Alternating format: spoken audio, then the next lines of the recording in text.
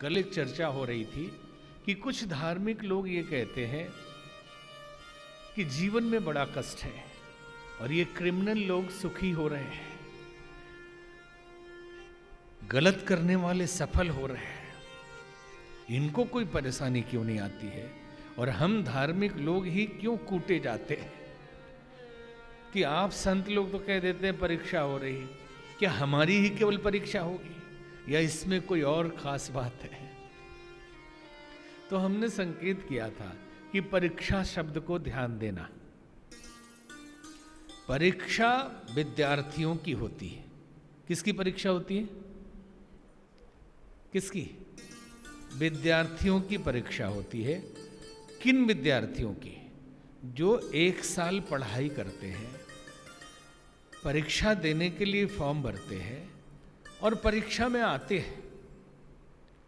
पढ़ाई भी कर ले और फॉर्म न भरे तो परीक्षा में नहीं बैठ सकता, और अगर परीक्षा का फॉर्म भी भर दिया और परीक्षा में नहीं आया तो भी नहीं बैठ सकता। और एक बात और ध्यान देना, बाकी सड़क पे घूमने वाले आवारा लफंगे लड़कों के परीक्षा क्यों नहीं ली जाती? वो भी तो आदमी है, घूम रहे हैं, पॉकेटमारी कर रहे हैं, बदमाशी कर रहे हैं, सिगरेट पी के धुआं उड़ा रहे हैं, लेकिन उनकी परीक्षा क्यों नहीं ली जाती? विद्यालयों को नहीं चाहिए कि उनको भी पकड़ पकड़ के परीक्षा ले? चाहिए ना कि भाई अपने विद्यार्थी है तो बड़ी स्वार्थ की बात है, आप अपने विद्यार्थियों की परीक्षा ले रहे हैं, उनकी परीक्षा क्यों नहीं ले रहे जो सड़क पे घूम रहे हैं? उनको तो अपने ऐसे ही छूट दे दी है कि पॉकेटमारी करो, दारू पियो, घूमो, उसी एज के बच्चे हैं, उनको भी पकड़ के परीक्षा लीजिए। तो टीचर क्या कहेंगे?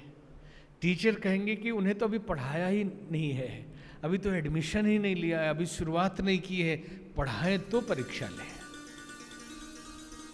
कि उनसे परीक्षा नहीं ली जा सकती। उनको तो मनाया जा सकता है, पटाया जा सकता है, समझाया जा सकता है कि विद्यालय आना शुरू कर दो। हाँ या नहीं? यही कहा जा सकता है ना कि उसको किसी तरह समझा के कि शिक्षा का बड़ा महत्व है, अज्ञानता ठीक नहीं है, आप विद्यालय आना शुरू कर दीजिए, बड़े प्रेम से कहा जाएगा। और विद्यालय में जिस दिन पढ़ने लग जाएंगे, एडमिशन हो जाएगा, फिर उनकी परीक्षा ली जाएगी। फर्क समझ में आया?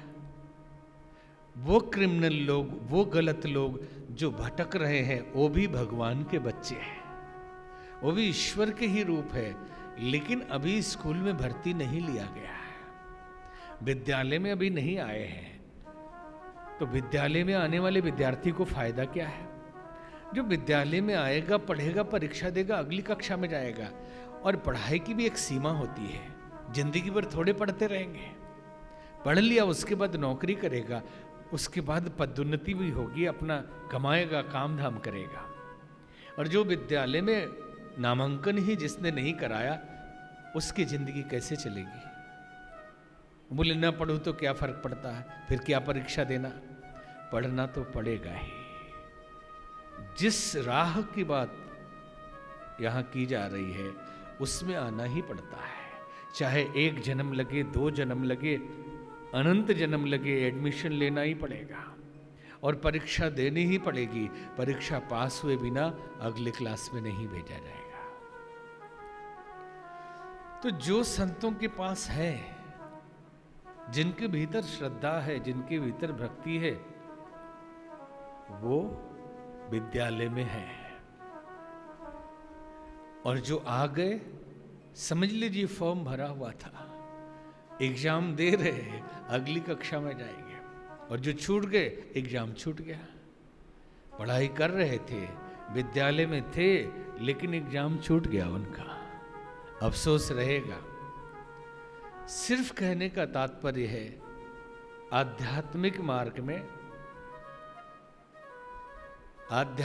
मार्ग में जितने भी लोग चल रहे हैं वो भी परमात्मा की संतान है, और गलत मार्ग में जो लोग चल रहे हैं वो भी परमात्मा की ही संतान है।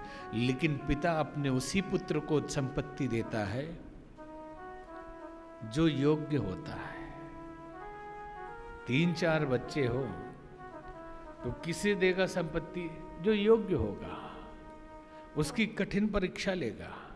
और जो योग्य नहीं है वो भी पुत्र है, घर में रह ले वो भी, कोई दिक्कत नहीं है, लेकिन फैक्ट्री का मालिक उसको नहीं बनाएगा, अपनी संपत्ति का पूर्ण अधिकार उसको नहीं देगा।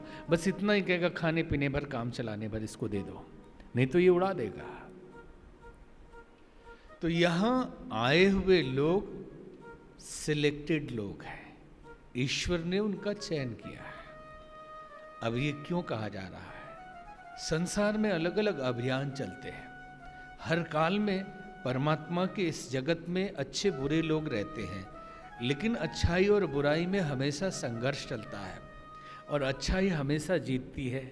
ईश्वरीय शक्तियाँ हमेशा उस पर काम करती हैं, दैवी शक्तियाँ काम करती है और आसुरी शक्तियों से संघर्ष चलता रहता है। जितनी मात्रा में इसकी बढ़ोतरी होती है, आसुरी शक्तियों की बढ़ोतरी अधिक हो गई तो कहेंगे समय ठीक नहीं चल रहा, घोर कलयुग है, यही कहा जाएगा ना।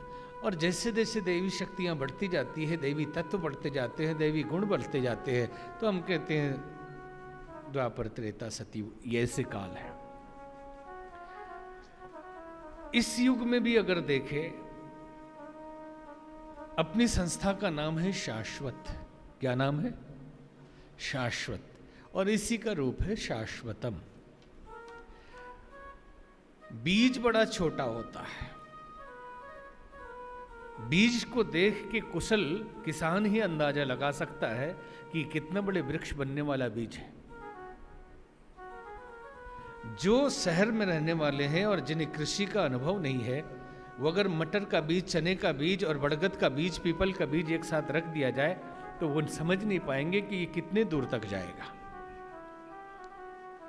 चने का बीज और बड़गद का बीज एक साथ रहे और दोनों को एक साथ बो दिया जाए तो बड़गद के बीज को उगने में थोड़ा समय लगेगा, लेकिन चने का बीज तुरंत उगेगा और चने का झाड़ बन जाएगा। और वो इतराएगा भी बड़गद के बीज को देख के कि देखो तुमसे पहले मेरे अंदर तो फल भी आ गए, छोटे छोटे फल हैं, छोटी छोटी डालियां, उस पर चढ़ नहीं सकते हैं। हम कहते ना चने के झाड़ पे चढ़ोगे, लेकिन बड़गद का बीज थोड़ा समय लगता है, लेकिन वो वृक्ष बनेगा, उस पर चढ़ा जा सकता है, वो छाया दे सकता है। तो कुशल किसान ही समझ सकता है बीज देखकर, और बीज छोटा होता है। ठीक वैसे ही उद्गम छोटा होता है। जहाँ से गंगा जी निकलती है, यदि आप गंगोत्री जाएं और गंगोत्री से आगे गोमुख तक जाएं तो एक नाला सा मिलेगा,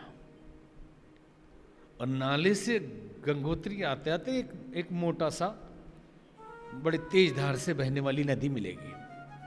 लेकिन पटना जाएं, काशी जाएं और आगे सीधे आप गंगा सागर चले जाएं तो गंगा कितनी विशाल है। तो किसी के उद्गम को देख के उसके व्यापकता का अंदाजा वही लगा सकते हैं जो अनुभवी है। किसी के प्रारंभ को देखकर वही अंदाजा लगा सकते हैं जो बीज को पहचानते हैं। इसलिए कोई संस्था, कोई ऑर्गेनाइजेशन यदि छोटी दिख रही हो तो उसके उस बाहरी व्यापकता से या उसके छोटे बड़ेपन से अंदाजा नहीं लगाना चाहिए। अंदाजा उसके बीज से लगाना चाहिए कि कितना बड़ा वृक्ष बनने वाला है।